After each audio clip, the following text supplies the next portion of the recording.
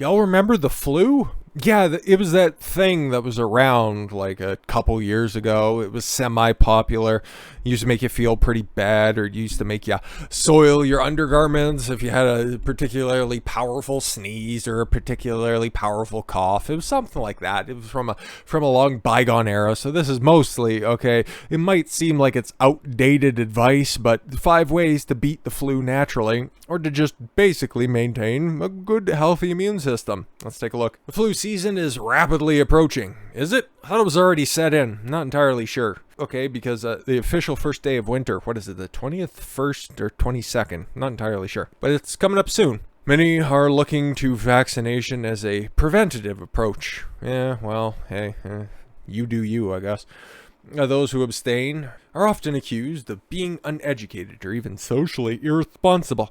Yeah, that wasn't really a talking point, like I said, 2 years prior to this, but now it is, because there's those Karens out there that just won't let you live your life. But nothing could be further from the truth. Vaccination cannot replace natural immunity. Vaccines derail your natural immunological processes, along with exposing you to a wide-ranging adverse effects. Click further through on the article if you dare. Your odds of falling prey to influenza are largely determined by your overall health and immune function. And then there's 5 easy ways to improve that immunological response. Okay, vitamin D3. Imagine that. We always talk about vitamin D3, so why not another time for old time's sake, shall we? Vitamin D3 tops the author's list as the ability to produce antiviral peptides, calcicidin, sure, that's a word, which directly destroy invading organisms. Vitamin D prevents macrophages from releasing in many inflammatory cytokines and chemokines. One study found supplementing school children with 1,200 IUs per day of D3 cut the risk of influenza A by 42%. That's awesome. Links to the studies, obviously, there in the hyperlinks.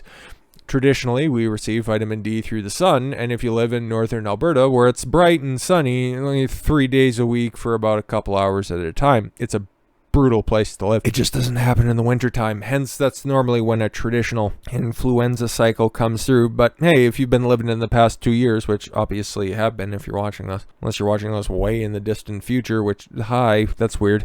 You've just been dealing with one constant flu cycle with just never-ending totals. But whatever. No, different topic, different day, different channel maybe. In fact, it's theorized that the reason for influenza's increased prevalence in the wintertime is due to our reduced sun exposure, with a resultant drop in our vitamin D levels. It's best to get vitamin D3 from a reasonable sun exposure, but if this is not practical, a D3 supplement can be used for just pennies a day.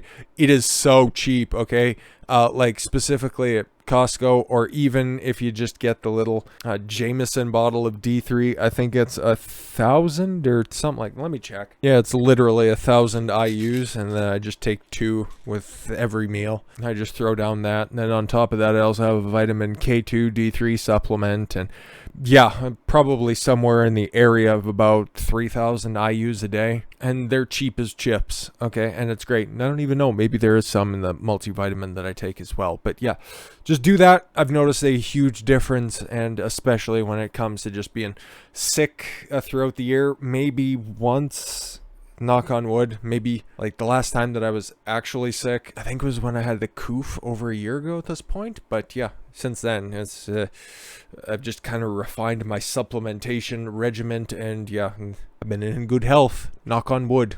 Okay, as always, don't want to try to push it. Probiotics, something else we talk about a lot on the channel as well, especially recently. Like I think last week I did a couple of videos on probiotics, mostly because I think that they are incredibly beneficial. Okay, the billions of microorganisms that reside in your digestive tract comprise 80 to 90% of your immune system. Facts. Practices such as antibiotic overuse, the standard American diet, and today's germophobic attitude, too much reliance on hand sanitizer, You need a little bit of exposure, guys. Don't lick your hands clean when you're out there in public, obviously, but soap and water, you know what, regular different processes to keep yourself safe is the best way to go about things. Therefore, probiotics can give a powerful boost to your immune function. Chinese researchers found probiotics reduce the incidence and duration of respiratory tract infections in young children. In another study, daily probiotic supplementation was shown to reduce fever, rhinorrhea, interesting, must be a sinus gimmick, cough, and missed school days for children aged 3 to 5. Adults show similar benefits. Taking probiotic-containing supplements demonstrate fewer and less severe colds. Most abundant active probiotics come from whole foods such as raw sauerkraut, kimchi, yogurt, kefir, kvass. I've never heard of that. And other traditionally fermented foods. Although less powerful, probiotic supplements are another option. Again, if you don't like those type of weird foods, but it's totally up to you. Side note, a yeast-based fermentation byproduct called beta-glucan has also shown to reduce the incidence and severity of colds and flus. Interesting. A future topic, I suppose. Green tea. If you feel a flu bug coming on, brew yourself a nice cup of green tea. Green tea is rich in catechins and shows to enhance T cell function. As well as interfering with the replication of the influenza virus by inhibiting a neuromyidase and hemagglutinin. 2011 Japanese study found children that consume 1 to 5 cups of green tea per day had a lower susceptibility to influenza. I recommend maca, M-A-C-H-A, green tea, by the way. And if you mix it in with something else, or maybe if you're one of those sadists that actually like the taste of green tea, by all means, I would recommend that. And that's normally the most antioxidant dense form of green tea, but you do you, obviously.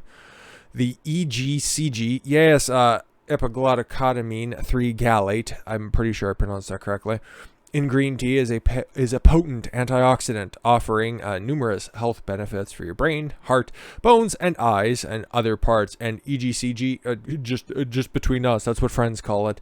It's very hard to come by in other sources other than green tea. So if you get the extracts, yeah, obviously you're going to get some of that, but the best way to get it is straight from the source of the powder itself. It mixes well, but it's a tough one if you aren't used to the flavor. Just a heads up. I'm not recommending it, but I'm just telling you to brace yourself for impact. Is it advisable to source your green tea from Japan instead of China in order to minimize the level of industrial pollutants such as lead? Yeah, and like I said, matcha green tea, MACHA, ceremonial grade, is just more powderized and probably better for reasons such as that. Anyways, and then number 4, elderberry. Now, this is a new one. The next celebrity in natural flu prevention is elderberry, or Sambucus nigra. That's racist. A black elderberry extract known as sambucol. A Norwegian study showed flu sufferers who took 15 milliliters of elderberry extract 4 times. That sounds like quite a regimen. For 5 days, recovered 4 days sooner and required less rescue medication than placebo. Okay, interesting. Elderberry extract has also been shown to inhibit several strains of influenza virus in vitro. Interesting. Besides antiviral properties, sambucol activates your immune system by increasing cytokine production. I've never heard of elderberry before this article. Echinacea. You guys have probably all heard of that, but here's what's good. Last but not least, Echinacea purpura platypus has a long history of use with respiratory infections. Yup, researchers supports the ability to reduce both the severity and duration of flu symptoms. The root of Echinacea have cytokine modulating properties. Czech researchers compared an Echinacea beverage to the antiviral drug Tamiflu and found the 2 agents equally effective against flu. However, Echinacea produced fewer complications and adverse effects. Echinacea has been proven against avian flu, the bird flu, and the swan flu. I remember them. You remember them? Sure you do. Combination of Echinacea and elderberry. Okay. That literally sounds like something you'd mix together in like Final Fantasy to create a different potion or something like that. Were proven effective in killing bird flu virus in infected chicken embryo. Very specialized study, but again, useful, at least at the time. There are numerous other natural agents that can be shown to be safe and effective. You love that phrase, now don't you? Hasn't that been beaten to the ground for the past 2 years? Against influenza, too many to discuss here, but you are armed with the fabulous 5 discussed above. Instead, the influenza won't stand a chance. For many evidence-based cold and flu remedies, click there. I'm sure we've probably been over that before. And a desire for information about flu fighting medicine herbs, I'll refer to the article there. Yeah, I seen that one, but yeah, it's herbs and all that type of stuff. But there you go. The more you know, when you can kick off your weekend a little bit more healthy than you might have. Don't know. Hopefully you guys keep yourself safe, keep yourself healthy, because Christmas is it'd be Christmas Eve this time next week. That's a weird thing to think of. Kick off your weekend right, I suppose. With that said, thank you all very much for the gift of your time. I've been Don Consuelo. I want you to follow your gut and get after it. Take care, everyone.